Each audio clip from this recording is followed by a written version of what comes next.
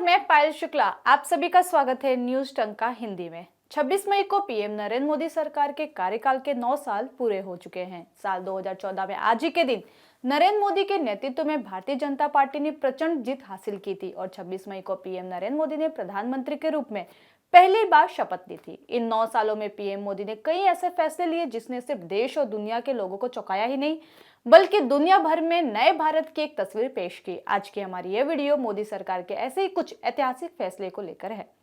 जिन विवादित मुद्दों को पिछली सरकार ने छूने तक की हिम्मत नहीं दिखाई, उन्हें मोदी सरकार ने एक झटके में जड़ से खत्म कर दिया।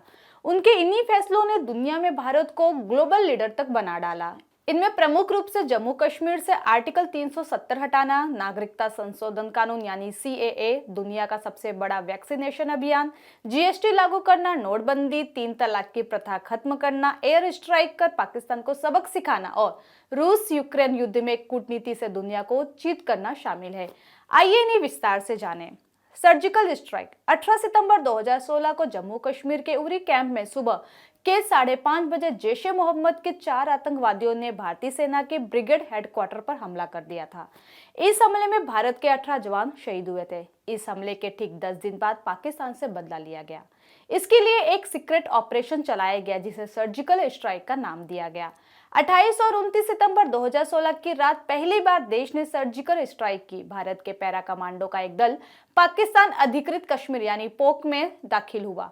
करीब 3 किलोमीटर अंदर घुसने के बाद पीओके में मौजूद तमाम आतंकी ठिकानों को तबाह कर दिया गया। इस पूरे हमले में करीब 50 से ज्यादा आतंकी मारे गए थे। नोटबंदी साल 2016 में ही मोदी सरकार का एक और ऐसा फैसला आया जिसने पूरे देश में हड़कंप मचा दिया।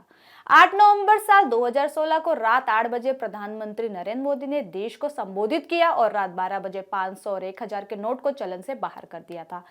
अचानक से नोट को चलन से बाहर कर देने वाले सरकार के फैसले ने देश भर में खलबली मचा दी थी। मोदी सरकार की ओर से यह फैसला काले धन पर प्रहार करने के लिए लिया गया था। हालांकि इसके बाद में काफी आलोचना भी हुई, मगर पीएम मोदी के इस फैसले को इतिहास हमेशा याद रखेगा। जीएसटी लागू करना। भारत में जीएसटी 1 जुलाई 2017 को लागू हुआ। 30 जून और 1 जुलाई की मध्य रात्रि को संसद के सेंट्रल हॉल में आयोजित समारोह में प्रधानमंत्री नरेंद्र मोदी ने इसे लॉन्च किया। इसमें पहले जीएसटी से संबंधित विधेयकों को संसद के दोनों सदनों लोकसभा और राज्यसभा में पारित कराया गया था। मोदी सरकार द्वारा शुरू किए गए वन नेशन वन टैक्स को भारत में अब तक का सबसे बड़ा कर सुधार बताया गया है। भारत को एक एकीकृत बाजार बनाने के इरादे से पेश किया गया था। इस सुधार ने पूरे देश के लिए एक अप्रत्यक्ष कर की व्यवस्था पेश की। हालांकि इसे एक साथ पूरे देश में लागू करना इतना आसान नहीं था, लेकिन पीएम मोदी के नेतृत्व में इसे भी सफलता से लागू किया गया। अनुच्छेद 370 हटाना। हम अक्सर एक नारा सुनते हुए या नारा लगाते हुए बड़े हुए हैं और वो नारा था, जहां हुए बलिदान मुखर्जी वो कश्मीर हमारा है। लेकिन 5 अगस्त 2019 से पहले हमारा होते हुए भी कश्मीर पूरी तरह से हमारा नहीं था। इसका महत्वपूर्ण कारण था जम्मू कश्मीर राज्य में लागू हुआ आर्टिकल 370। इसे जम्मू कश्मीर का कलंक कहा जाए तो अतिशयोक्ति नहीं होगी। आर्टिकल 370 के कारण जम्मू कश्मीर भारत का हिस्सा होते हुए भी पूरी तरह से भारत का नहीं था। लेकिन मोदी सरकार ने 5 अगस्त 2019 को संविधान के अनुच्छेद 370 के अधिकतर खंडों को समाप्त कर दिया था, जो जम्मू कश्मीर को विशेष दर्जा प्रदान करते थे। इसके साथ ही जम्मू कश्मीर को 2 केंद्र शासित प्रदेश जम्मू कश्मीर और लद्दाख में बांट दिया गया था। इसी के साथ जम्मू कश्मीर में देश के वो सभी कानून लागू हो गए जिन्हें 70 साल तक लागू नहीं किया जा सका था। साथ ही जम्मू कश्मीर का अलग झंडा हटाकर अब वहां के सरकारी दफ्तरों में तिरंगा लहराने लगा। आर्टिकल 370 की बेड़ी टूटने के साथ ही जम्मू कश्मीर के लोगों को अब केंद्र सरकार की लाभकारी योजनाओं का भी फायदा मिलने लगा, जिनसे कई सालों तक कश्मीर के लोगों को वंचित रखा गया था। एयर स्ट्राइक 14 फरवरी 2019 को पाकिस्तानी आतंकियों द्वारा भारतीय जवानों पर हमले के बाद प्रधानमंत्री नरेंद्र मोदी ने बड़ी कार्रवाई के संकेत दिए थे। पीएम मोदी ने साफ कह दिया था कि पाकिस्तान में बैठे आतंकियों के खिलाफ सेना अपने तय वक्त और जगह पर जवाब देगी। इसी इरादे से भारतीय एयरफोर्स ने 26 फरवरी 2019 को तड़के पाक अधिकृत कश्मीर पोक में घुसकर बड़ी कार्रवाई का अंजाम दिया। सर्जिकल स्ट्राइक पार्ट 2 में वायुसेना के 12 मिराज विमानों ने जैश ए मोहम्मद के आतंकी ठिकानों पर ताबड़तोड़ बमबारी की। इस दौरान बालाकोट और मुजफ्फराबाद के आसपास आतंकी ठिकानों को निशाना बनाया गया और इसी हमले में 300 से ज्यादा आतंकियों के मारे जाने की खबर सामने आई थी। वहीं इससे पहले मोदी सरकार ने 2016 में पाकिस्तान को सबक सिखाने के लिए सर्जिकल स्ट्राइक किया था। इसकी जानकारी हमने आपको पहले दी।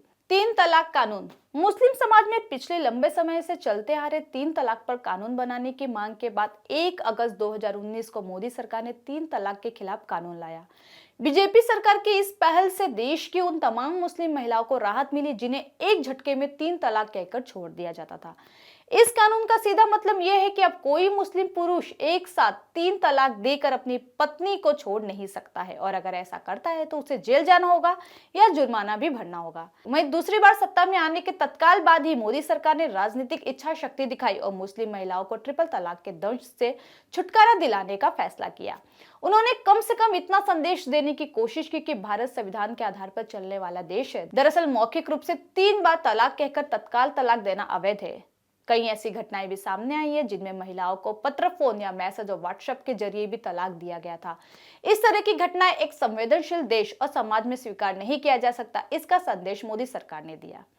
सीएए पास करना। नागरिकता संशोधन कानून शुरू से ही विवादों में रहा। मोदी सरकार ने नागरिकता संशोधन कानून को 10 जनवरी 2020 को व्यवहार में लाया। इस कानून से पाकिस्तान, अफगानिस्तान और अन्य देशों में रह रहे हिंदू, सिख, बौद्ध, पारसी और यहूदी को भारतीय नागरिकता मिल सकती है। सरकार का कहना है कि यह विधेयक उन सभी लोगों के लिए एक वरदान के रूप में है जो विभाजन के शिकार हुए हैं और अब ये देश लोकतांत्रिक इस्लामिक गणराज्यों में परिवर्तित हो चुका है। सरकार ने इस विधेयक को लाने के कारणों के रूप में पाकिस्तान और बांग्लादेश में अल्पसंख्यकों के अधिकार एवं सम्मान की रक्षा करने में धार्मिक विभाजन तथा बाद में नेहरू लिकाय संधि की 1950 की विफलता पर भारत के विभाजन का हवाला दिया था। इस कानून के जरिए विभिन्न धर्मों के प्रवासियों के लिए नागरिकता के नियम को आसान कर दिया गया। इससे पहले किसी भी व्यक्ति को भारत में नागरिकता हासिल करने के लिए कम से कम पिछले 11 साल तक यहाँ रहना अनिवार्य था, लेकिन सीएए के तहत इस नियम को बदलकर नागरिकता हासिल करने की अवधि को 1 साल से 6 साल तक कर दिया गया। बावजूद इसके विवाद बढ़ता ही रहा। नागरिकता संशोधन कानून को लेकर मोदी सरकार ने खुद स्पष्ट किया था कि पाकिस्तान, अफगानिस्तान और बांग्लादेश इस्लामिक गणराज्य है जहां मुसलमान बहुसंख्यक है, इसलिए उन्हें उत्पीड़ित अल्पसंख्यक नहीं माना जा सकता। सरकार के अनुसार इस विधेयक का उद्देश्य किसी की नागरिकता लेने के बजाय इन्हें सहायता देना था। वैक्सीनेशन अभियान। कोविड-19 के खिलाफ दुनिया का सबसे बड़ा टीकाकरण अभियान 16 जनवरी 2021 को प्रधानमंत्री नरेंद्र मोदी द्वारा शुरू किया गया था। दिल्ली स्थित all India institute of medical sciences के 34 वर्षीय सफाई कर्मी मनीष कुमार भारत में कोविड-19 की वैक्सीन लेने वाले पहले व्यक्ति बने थे। भारत में इसके साथ ही दुनिया के सबसे बड़े टीकाकरण ड्राइव की शुरुआत की गई थी। इस दौरान पीएम मोदी ने कहा था कि देश में आज से दुनिया का सबसे बड़ा टीकाकरण अभियान शुरू होने जा रहा है। इस सफल टीकाकरण अभियान की वजह से ही इसे इतिहास की किताबों में हमेशा याद किया जाएगा। इसके साथ ही भारत ने अपने देश में टीकाकरण के साथ ही दुनिया भर के करीब 100 देशों को भी वैक्सीन उपलब्ध कराए थे। भारत का टीकाकरण अभियान बहुत ही मानवीय और महत्वपूर्ण सिद्धांतों पर आधारित रहा। जिसे सबसे ज्यादा जरूरत थी उसे सबसे पहले कोरोना का टीका लगाया गया था। सभी के वैक्सीनेशन का खर्च भारत सरकार द्वारा उठाया गया था। टीकाकरण अभियान की पुख्ता तैयारियों के लिए राज्य सरकार के सहयोग से देश के कोने कोने में ट्रायल किए गए थे। विशेष तौर पर बनाए गए डिजिटल कोविन में ट्रैकिंग तक की व्यवस्था की गई थी। यूक्रेन सूडान में बचाव अभियान। मोदी सरकार ने यूक्रेन संघर्ष क्षेत्र में लगभग 18,000 भारतीयों को बचाने के लिए ऑपरेशन गंगा के तहत 26 फरवरी 2022 को एक निकासी मिशन चलाया। यूक्रेन के पूर्वी भाग में फंसे भारतीय छात्रों को वहां से निकालने के लिए मोदी सरकार ने पूरा जोर तक लगा दिया। इसके लिए भारतीय वायुसेना के साथ ही अन्य कमर्शियल फ्लाइट भी चलाई गई थी। इनमें air India, Indigo, spice jet, Go Air और गो फर्स्ट की फ्लाइट शामिल थी। इसके साथ ही खार्किव और सुमी शहरों में फंसे भारतीय और अन्य देशों के नागरिकों को निकालने के लिए भारत के अनुरोध पर ही रूस ने 130 बसें मुहैया कराई थी। वहीं हाल ही में सूडान में गृह युद्ध जैसे हालात बन गए थे। टीवी, रेडियो सब बंद हो गए। सत्ता के लिए 2 गुटों में बटी फौजें सरकारी मुख्यालय, एयरपोर्ट्स और टीवी और रेडियो सेंटर जैसे जरूरी इमारतों पर कब्जा करने लगी। इस संघर्ष में फौजी और आम लोगों को मिलाकर हजारों की जान जा चुकी है। आम नागरिकों की हालत ज्यादा खराब हो गई। जान के खतरे के साथ उन्हें बुनियादी चीजों की किल्लत का भी सामना करना पड़ा। हालत यह है कि पीने के लिए पानी तक नहीं मिल रहे हैं। ऐसे में भारत सरकार ने भी अपने हजारों नागरिकों को सूडान से सुरक्षित बाहर निकालने के लिए ऑपरेशन चलाया, जिसका नाम है ऑपरेशन कावेरी। इसके तहत 3500 से अधिक नागरिकों को सुरक्षित स्वदेश लाया गया था। पीएम मोदी के नेतृत्व में अंतर्राष्ट्रीय कूटनीति में भारत का स्तर ऐसा हो गया है कि पूरी दुनिया भारत की तरफ देख रहा है। पीएम मोदी के कार्यकाल के दौरान देश ने कई उपलब्धियों को पाया है। पीएम मोदी की बदौलत ही अब भारत को अंतर्राष्ट्रीय मंच पर प्रधानता दी जा रही है। अभी हाल ही की बात किया जाए तो अमेरिकी राष्ट्रपति जो बाइडेन ने प्रधानमंत्री मोदी से कहा कि मुझे आपका ऑटोग्राफ लेना चाहिए। इतने बड़े देश के पीएम का मोदी से ऑटोग्राफ लेना यह अपने आप में ही बहुत बड़ी उपलब्धि है। वहीं दूसरी तरफ प्रधानमंत्री पापुआ न्यू गिनी पहुंचे तो अद्भुत नजारा देखने मिला, जहां पापुआ न्यू गिनी के प्रधानमंत्री जेम्स मारेप ने पीएम मोदी के पैर छुए थे और ऑस्ट्रेलिया के प्रधानमंत्री एंथनी एल्बनीज ने पीएम मोदी की तारीफ करते हुए कहा था कि प्रधानमंत्री मोदी बॉस है। वहीं अपने 9 साल के कार्यकाल के दौरान भारत के प्रधानमंत्री की हैसियत से विभिन्न देशों के साथ कूटनीति, व्यापार और रक्षा संबंधों को बढ़ाने के लिए उनके देश पहुंचे पीएम की बीते सालों में कई देशों के लोगों ने सर्वोच्च सम्मान से उन्हें सम्मानित किया। वहीं लगातार 2 बार के कार्यकाल के बाद पीएम मोदी के सामने साल 2024 में आम चुनाव में हैट्रिक लगाने पर फोकस है।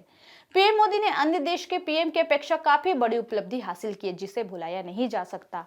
इसके पहले भारत के किसी भी पीएम को यह सम्मान नहीं मिला जो पीएम मोदी को मिला है। यह भारत देश के लिए गर्व की बात है कि पीएम मोदी के कार्यकाल के दौरान विदेशों में भारत का डंका बज रहा है।